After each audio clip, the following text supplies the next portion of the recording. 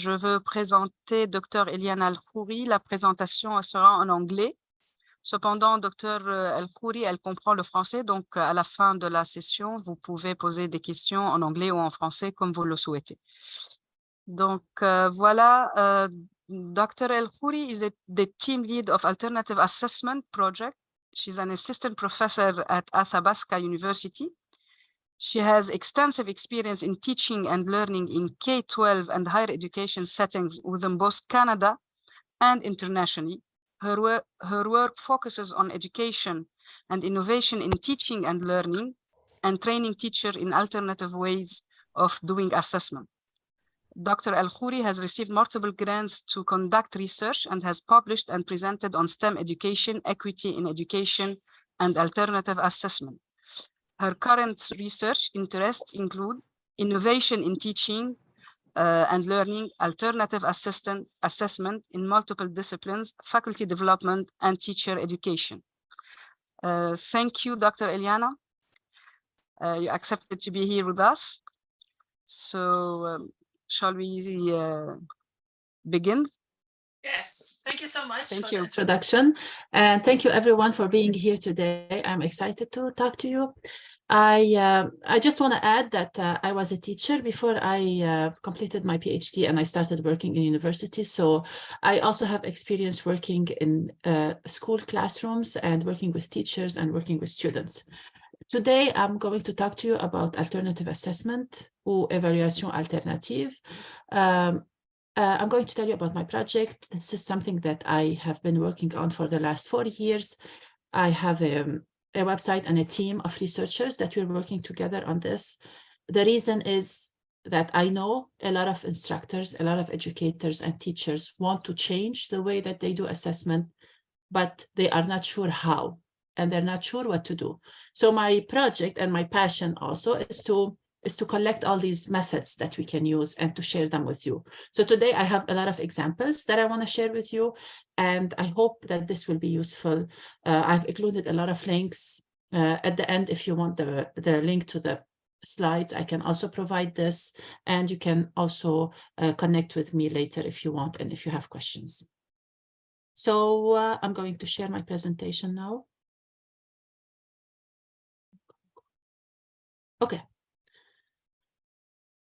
So I called the presentation today Champions and Examples. Okay. Examples and champions, because I thought that it's very important to know who is doing what, to learn from other people. And this is why we have champions of people who have done alternative assessment. And I'm going to give you examples, names, and links to see what other people are doing, because I believe that we learn best from others and we learn best from community. So, as Pascal mentioned, I'm an assistant professor. So I research and I teach in the Faculty of Education. So I teach future teachers, Bachelor of Education students or Master of Education students. I also provide professional development to teachers. I'm going to start by talking about what is alternative assessment, because there's no consensus of what it is. I'm going to give you my definition and what it means and the principles of alternative assessment. Then I'm going to talk about some examples and give you further information about our project. The project started before COVID, but it was very important during COVID because people were not sure. The traditional ways of doing assessment were not useful anymore. So we wanted to do something else.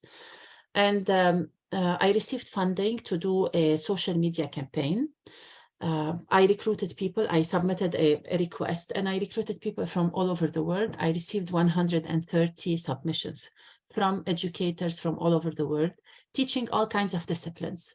And each one of them gave me or submitted a video of 2 minutes, and we put it on our YouTube channel. In this 2 minutes, they described what they did as assessment. And I put this on our social media on LinkedIn and on Twitter to show other people what we're doing.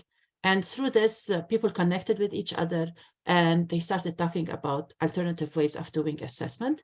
And we also had an institute, a one-day conference where people came and shared their practices. The goal was to create a community where people can ask questions if they don't feel confident, if they have a small question, they can ask what other people have tried. And this is where it all started. Then we proceeded to talk about equity in assessment. And equity, as you know, is an important term to guarantee that everybody in our classroom is learning, and that the assessment that we are using serves all our students and help all our students demonstrate their learning.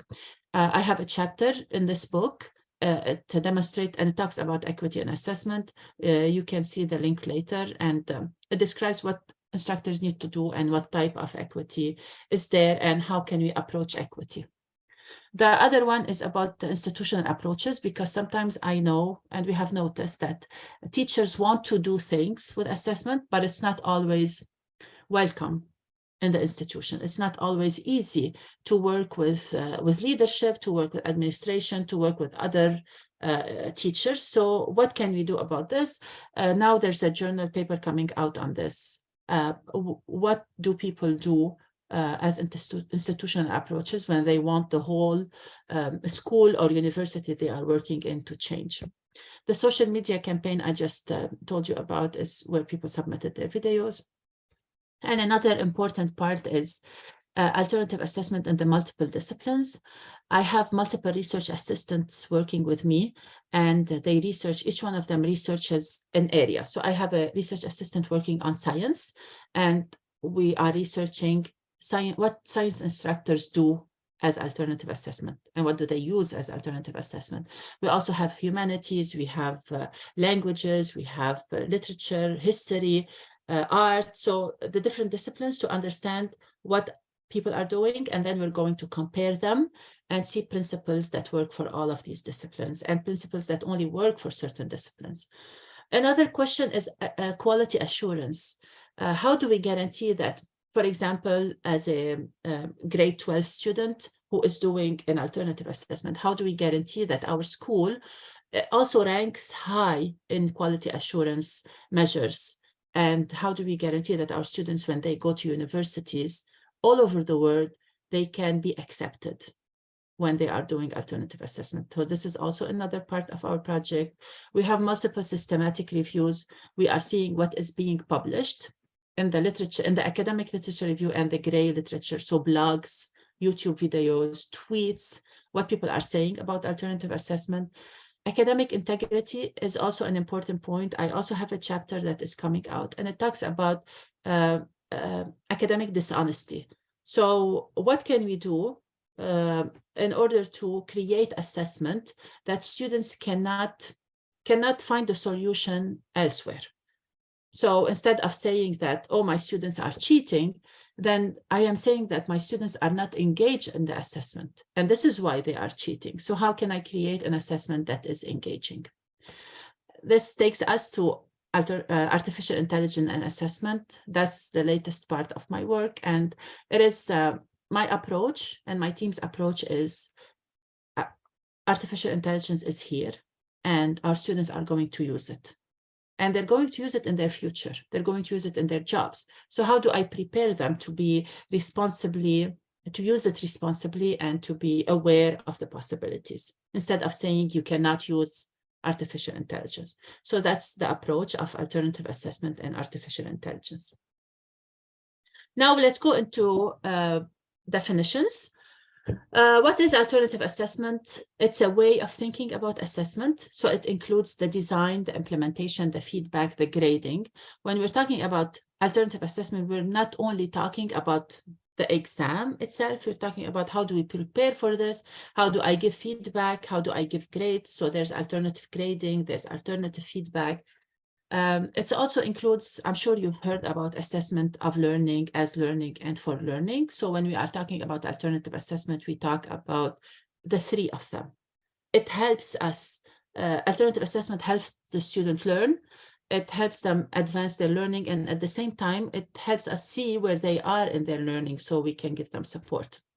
This is a link to a chapter that I have on the principles of alternative assessment, and this is the principles. This is the framework that I have. And alternative assessment, of course, whenever we talk about it, we talk about alternative forms. Alternative forms means it's not an exam only, it's not multiple choice only, it's not only an essay. So there are multiple forms. But in addition to that, the alternative assessment framework goes beyond. So alternative assessment is authentic. It helps the student prepare for their future, and we don't really know what that future is. We don't really know what they're going to work later. So when we say that it's authentic, it prepares them for a future that they don't know. It helps them develop those skills that we don't know what these skills are going to be. So develop the skills that allow them to develop more skills. It is equitable. So no matter who our students are, we are not trying to weed them out. We are not trying to decide who is better than who. And we're not trying to decide that who makes it or not in our education system. We want everybody to make it. So how do we support all of them? It's also flexible, and this is something that people have become familiar with because of COVID. So being flexible with time, being flexible with content, with grading. It's renewable. I'm going to talk more about this example. Is that we had a panel of students, and we asked them what was the best assessment that you had, and they talked about assessment that was renewable, that went beyond the classroom. So it was not only for their students, it was not only for the instructor, it went beyond. Like, for example, a Wikipedia page or YouTube video where the students felt that this is something that was online and that other people could access, and that other people can see, and that other people can add to it. They felt that this was very meaningful, and they remembered it even after years of finishing the assessment. Also, alternative assessment is interdisciplinary. So when you can find a way to incorporate multiple disciplines in your assessment, this will help the students become more engaged, and it will minimize the time that they have to spend on the assessment, minimize the stress, and at the same time demonstrate their learning. It's also co-created. And what I mean by this, it's co-created between the instructor and the student. So instead of telling your students, this is the exam that I have for you that I prepared and I need to hide from you because I don't want you to cheat, we can ask the students, what type of assessment do you want to create? And I will give you examples more about this. What type of questions do you want? Or maybe you can help the students create the question at the beginning of the semester or of the module, and then they can answer it. Also, alternative assessment is continuous, so we don't have a final big exam that has a lot of grades. We have continuous assessment that the students receive feedback, the students learn how to make it better and learn how to learn more. Also, it's culturally responsive, so it helps the students have pride in their culture. It helps them to develop, to be empowered. So instead of having one assessment that is similar to everyone, why don't we ask the students to bring examples from their own community, examples that they can demonstrate their learning, they can demonstrate their pride, they can demonstrate their engagement in it, and then create the assessment around this. Also, I'm going to give you examples about this. And finally, alternative assessment is engaging. So students are not bored when they are doing the assessment, they are engaged. And at the same time, the instructor is not bored. The instructor is engaged, and they want to see what students have done instead of just reading chapters after chapter or paper after paper. So this is the framework that I have for alternative assessment. And this came from multiple instructors who were using alternative assessment. And now I'm going to move into more details about what this looks like. Okay, there's a lot of talk, this is a lot of good ideas, but what can I do in my classroom? Other ideas are compassion. So instead of, for example, saying that my students are not studying, or my students are lazy, or my students are not engaged, so I can ask myself, why are my students not engaged? What can I do to help them? So items of pedagogy of care comes here, trauma-informed pedagogy also. So how can I help my students become the best of who they are, and acknowledge that there are things that hinder their learning. Also, there's research on assessment as belonging. So by doing a certain type of assessment, I can help my students feel that they belong to my school. They belong to my institution. As alternative assessment helps build trust. So by creating the assessment that I need, I can build a trust between the teacher and the student. So they feel that, okay, the teacher is here to help me. The teacher is here to support me. So I trust them, and now I can learn better. And also we talked about engagement, we talked about visible learning. So instead of doing an exam at the end and saying, okay, you fail, you succeed, you are the first, I can create assessment that helps me see where my students are learning and where my students are struggling.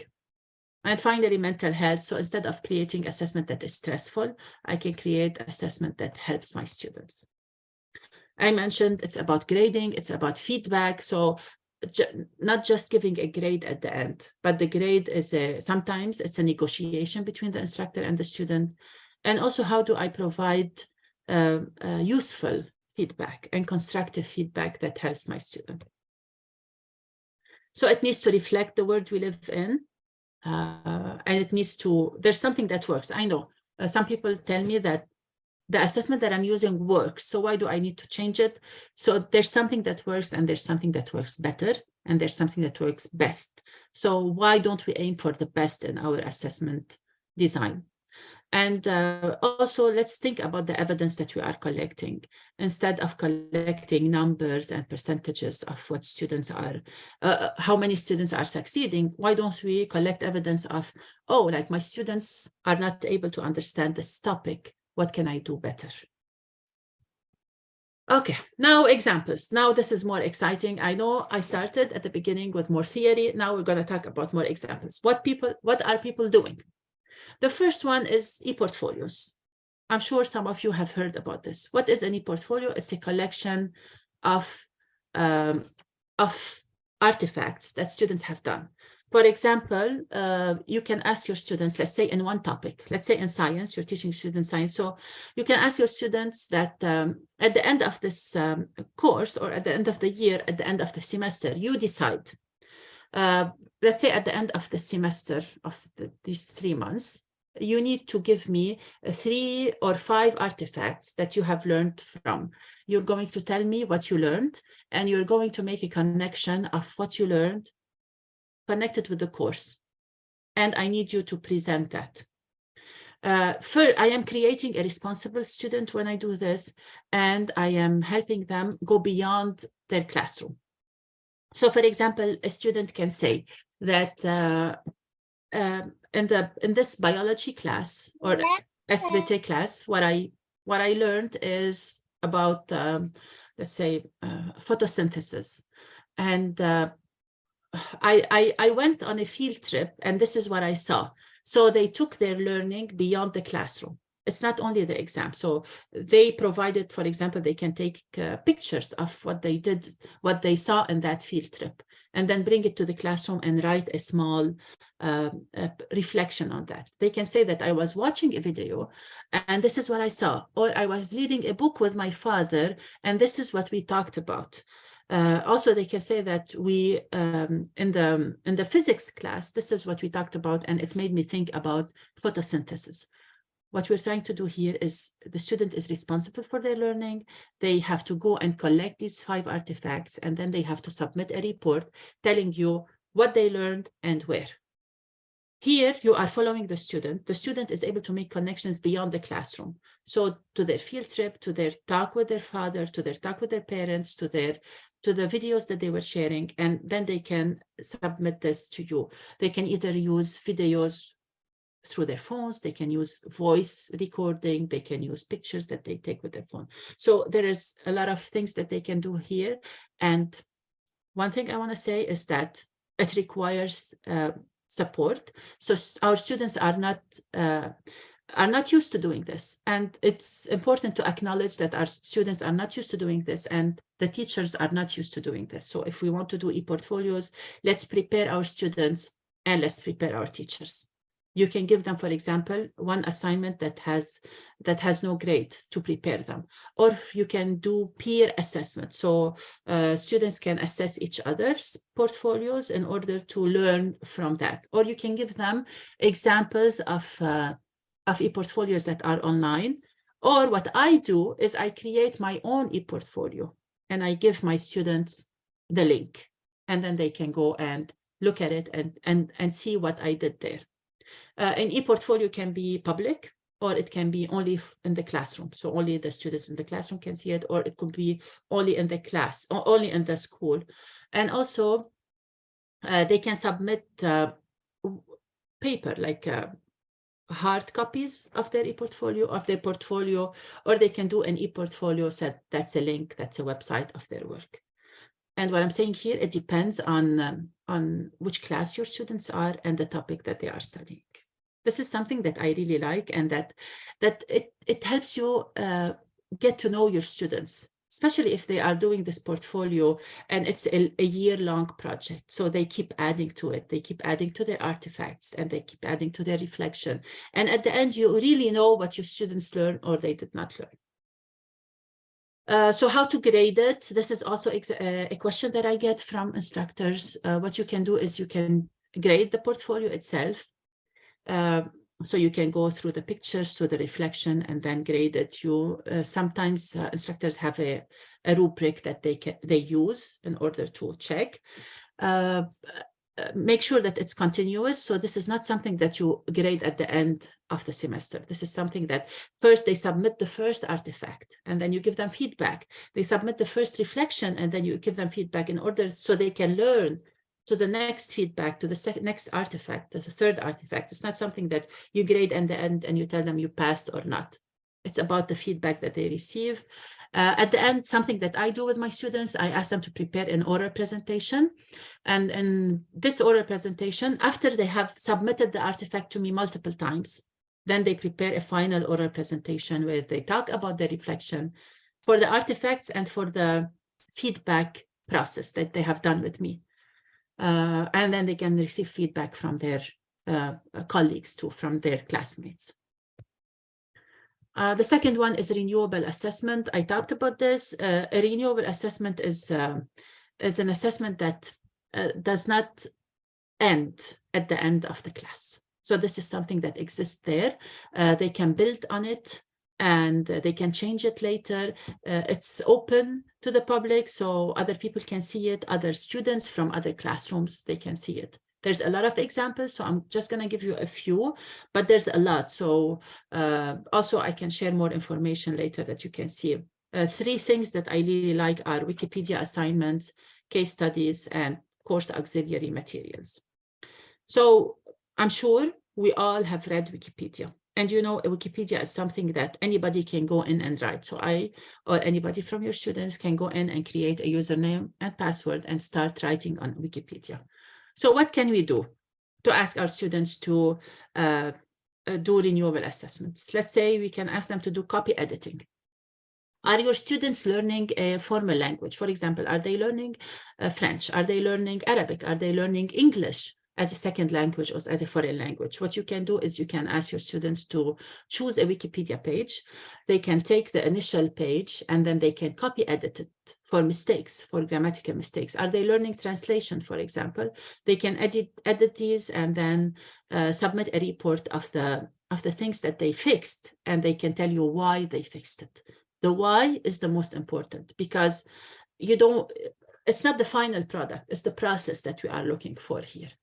You can ask them to create definitions. For example, are your students studying sociology, economy, geography, any topic? And they can go in and write definitions for these themes that they are learning and put them on Wikipedia. They can also translate these definitions or translate topics. I know for that the English Wikipedia is the most expanded. Like, there's a lot in the English Wikipedia, but there's less in other languages. So for example, if your students are studying Spanish as a second language, they can go and translate these topics that are on Wikipedia and put them there. You can ask them to create an analysis report. For example, Are they studying an important historical figure? Or are they studying an important physics phenomenon? You can ask them to go on Wikipedia and look at different pages that analyze this topic or talk about this historical figure and write an analysis report. They can also include this analysis report on Wikipedia and say, there are 5 different pages and each one of them talks about a different topic or a different approach. And this is my analysis. They can create illustrations. Are you teaching them art? They can create art for a certain topic that they find on Wikipedia and they can include it. So how do you grade this? You can ask your students to submit a report with the things that they've created, with a reflection on what did they learn from this process. So for example, let's say they are talking about a historical figure X. They can say that as I was growing up, I used to think that X was this and this because this is how my parents talked about it, or this is what I saw in school. This is what I saw on TV. But then I went on Wikipedia and I read 3 pages, and the first page taught me this, the second page taught me this, and I felt that this is wrong. So I went and I did more research and I went to other pages, and this is what I learned. And in the classroom, we discussed X and we talked about this. So at the end, this is what I learned. This is what a reflection and a report would look like, making these connections. And this is how I know that my students have learned. It's not only that they know this content and they can tell me this definition, they can make these connections. And you can see that they are sparkling. Like, I learned this and this is new, and I can see it in my kids too. I don't know about you. Like, they tell me, oh, I saw this in class. Oh, I saw this in the playground. And now I know that they will remember it for a long time. They will not forget it. Okay, case studies. Case studies are a case that has multiple solutions. Okay, so this is something that doesn't have one solution. It has multiple solutions. And what you can ask your students to do is you can ask them to write case studies. Here I've included a link with examples that you can check later about case studies created by students at schools. So K-12 students. And so let's say, for example, a chemistry class, and you want your students to learn about equations or about I don't know, pH, about base, like, or acidic elements. So they can write a case based on their experience. One of the things that we did is, with one instructor, asked the students to go to the stores. They were learning about pH and they were learning about reactions. So I asked them to go to the store and buy 3 different detergents and then come do the experiment and then write a case about that. So which detergents can be used to clean what? So students can write this. Or for example, let's say if students are talking about obesity, are they learning about obesity? They can write a case study about that based on a persona that they are familiar with. Are they talking about heart disease? They can also write a case study on that based on their community, on what's available around them, or maybe on a book that they read. So what I'm saying here, I'm giving you all these examples because it depends on what you are teaching and it depends on the age of your students. And this is how you modify the assignment or the assessment. This is an example from Celia. Celia did a page on book summaries, and I have 2 examples actually here. The first one is from Celia. She found that there's no one place where you can go for students to read on a topic, which was teaching and learning. So what she did is she asked students to go choose books, and she created a classroom page. And the students read these books and provided summaries about these books. And the summaries were on this page. So students coming in the next year, they saw the summaries. This is one approach. A second approach was from an English language teacher, and he wanted to create something about Canadian writers and asked the students to go find Canadian writers and write these read their books and write these summaries about the Canadian writers and write about who is that writer and put it on the on the website that he created. So there is now a website about Canadian writers who wrote English books. So this is one page that was missing, and then he created it with the students. A third example that I have here is an example from Lebanon. And one of the teachers was working with the students, teaching them English in Lebanon. And she found that mostly students are reading, or schools are using English books that were written from writers that were not Lebanese. But she knew that there were Lebanese writers who were writing English books. So she asked the students to go and find English books written by Lebanese writers and created this web page where the students read these books and put them online. So what she did here is she empowered the students, because these books are culturally relevant. The students are Lebanese and the writers are Lebanese, and they are learning English through these books, and they have pride in them, and they are interested in them, and they are learning from them. So what I'm trying to say here is you can create a website, and you can ask the students to go find books and provide the summaries. The books could be cultural, the books could be from a certain population, or the books could be about a certain topic. And then you can keep adding to these, and incoming students for the next year, they can see what happened there. Social media, this is really exciting. I use the Professional Learning Network in my own classes, and now I am including a profile of a person in my own class, and I'm going to tell you more about it. The benefits, of course, it's concise, so you are teaching your students to write small things and meaningful, small and concise, meaningful. You are teaching them that learning doesn't only happen in the classroom, and we all know that learning happens anywhere. So how do we make sense of that? And also learning exists in the public space. The Professional Learning Network, or PLN, other people call it. So there's multiple steps to it.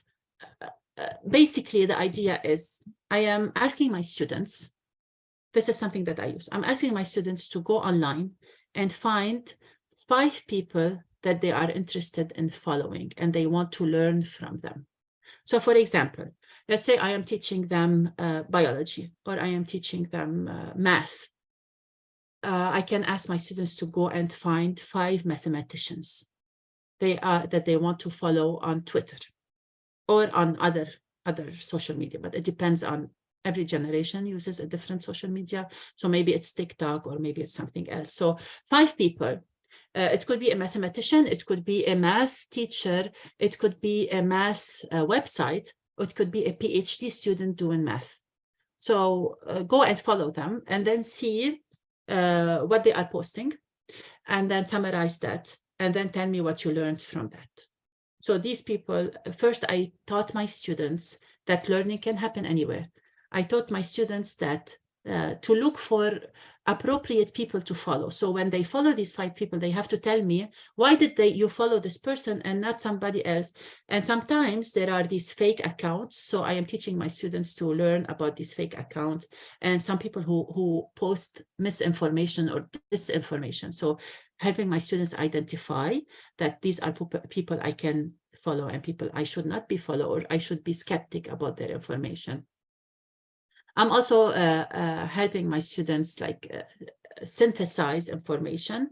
And finally, even after my students graduate, they finished school and they left, or even during summer, they are checking their social media, and then they can see what these people have been posting. So they are following what these people are posting, and they are still staying up to date. A Twitter assignment, if you want, you can also, if you don't want to be on Twitter with your students, you can create a simulation of Twitter, so something that is only in the classroom, it's not really on Twitter, and then students can post to it. So they can tweet about course material, they can tweet about activities, and one thing that I like is they can tweet about events in literary and popular culture. So for example, students can tweet about, let's say you are teaching them literature, and they can tweet about a new book that is being published now, and that relates to something that you were talking about in the classroom. For example, let's say you are teaching your students philosophy and you're teaching them about me and the higher me and the different parts of the personality. So they can, if they see that there's a book that is being published about this, they can link it. Or for example, if there's a psychoeducation cafe, they can also link to that and say that they are talking about this topic. So how they make these connections and how they're learning about it. A profile of a person, this is something that also I saw somebody was doing, and I thought this was really interesting. Let's say you can ask your students to create a Facebook page about a historical figure. They can choose who this historical figure is. Let's say you're teaching them history. Go create a Facebook page of Napoleon Bonaparte.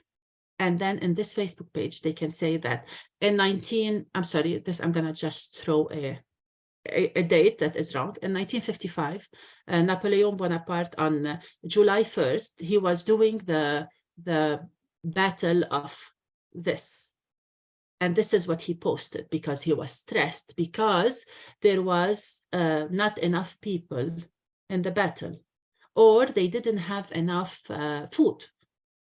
So creating this chronological Facebook page of this historical figure, it could be a known figure or it could be a not very famous figure. So let's say a Facebook page of a woman in the 18th century during the war. What did this woman post? Or during the Industrial Revolution. A Facebook page of a woman during the industrial, what did she post? Or of a child, what did they do? How was their day? What did they eat? So stuff like this that they can make connections from the classroom, but how they are showing it is different from just writing a paper. How to grade it? You can grade based on a rubric that you can add these elements to your rubric. The last part is the most important. You can grade the reflection. So asking your student, you created this Facebook page of this person. What did you learn from it? And they have to do research to create this Facebook page. It's not something that they just create. They have to go and read about this person and read about the material. What did you learn? What is something that you thought that you knew, but now you discovered it was wrong? So they include this in the reflection. Multimodal assessment, and this is where you can allow your students to use different types of assessment, and they can choose which one, or you can tell them that you have these 3 options, choose one of them, or you can tell them, go ahead and surprise me. I know teachers who tell the students, okay, surprise me, and they get, for example, students design games, students create the bande dessinée, like I forgot the word, but they create a comic book for that assessment. I have one student who said that he loved Superman and Superman comic books, and what he did is he took a comic book and then he included the lesson inside this comic book, and it was a science lesson. So he tried to change the language and included in that story. So students can surprise you. But one of the most common multimodal assessment is a podcast, or balado, I think it's in French. And here you can ask your students. So remember, we are preparing our students for these assessments. So the first one is you tell them to go and listen to 3 podcasts. You either provide them with a podcast or you tell them to go and find 3 podcasts that they are interested in. And then they have to find the strength and the weakness of these podcasts. And then they want to start creating their own. It could be a one person or it could be a group. They have to submit the topic. For example, let's say you are teaching them economics and you want them to create a podcast about it. So each student will choose a topic and create one episode of this podcast about an economic topic that they are learning. Or they can, for example, create a podcast in a foreign language. Are you teaching them a foreign language? Maybe they can create an episode of a podcast. They can interview an expert. Are you teaching them sociology? Maybe they can find a sociologist and then interview them. And here a podcast for a classroom, as I said. You can have the hub, which is a website, and then each link will take you to one episode. You can ask your students to create digital books. There's free websites where you can go in and create digital books. You can ask them to create a mini textbook about a certain topic. They can write book reports, so they can read multiple books and create book reports. Year in review, so they can review what they learned during the year and create a digital book on this. Remember, digital book, they can use a laptop, they can use an iPhone or a phone or a tablet to create it. They can create a children's book. I know one student who created a children's book about breathing, and she was explaining this in simpler terms to kids 4 years old. And she created the illustrations for that. So remember how much research she needed to do in order to make sure that the kids understand what breathing is.